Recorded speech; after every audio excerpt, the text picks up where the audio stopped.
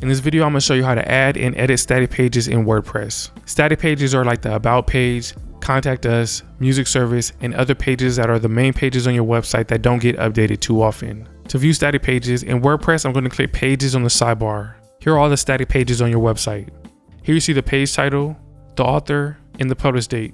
If you want to hide one of the sample pages, you can roll over the page title, click Quick Edit. Where you see status, select Draft, and then click Update. If you want to edit a static page, just click one of the page titles. To add a new static page, click Add New at the top of the page, or click Add New on the sidebar under Pages. When you create a static page, you need to add a page title. This page is going to be called About Me. I have some sample text that I'm going to paste in. The WordPress text editor is like any other word editor. To bold text, select it, then click bold. If you want to link text, select the text, click the link icon, and enter in a URL, then click Apply. You can add headings, select the text, in the drop down, select Heading 2. You can create list, select the text, click Bullet List. What you see here is a visual tab. If you click text, this is the HTML view. This is for more advanced users. Most of the time, you want to use the visual editor. Let's say you want to add an image. I'm adding a new line at the top of the page. I'm going to click Add Media, and I'm going to drag an image into the window. You want to add text here for SEO purposes. And here are some of the image settings. You can edit alignment if you want to link to something, and the size. For right now, I'm going to have the image as full size. I'm going to click Insert into Post.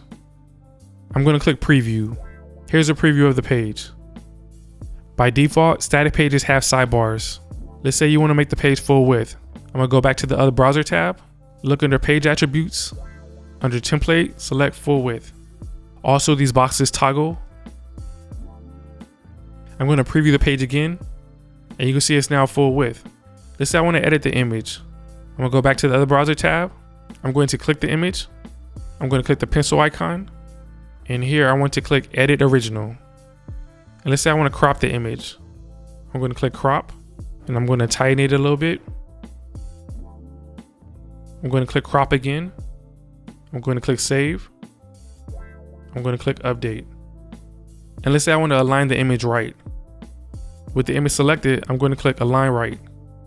I'm going to click Preview. Okay, the image is a little big. I'm going to go back to the other browser tab, click the image again. I'm going to click Edit. Where you see Size, I'm going to select Custom Size. And for width, I'm going to enter in 400. I'm going to click Update. I'm going to click Preview again. And you can see the image has been updated. Let's say I'm happy with this page. Back to the other browser tab, I'm going to click Publish. The page is now live. I'm going to click View Page.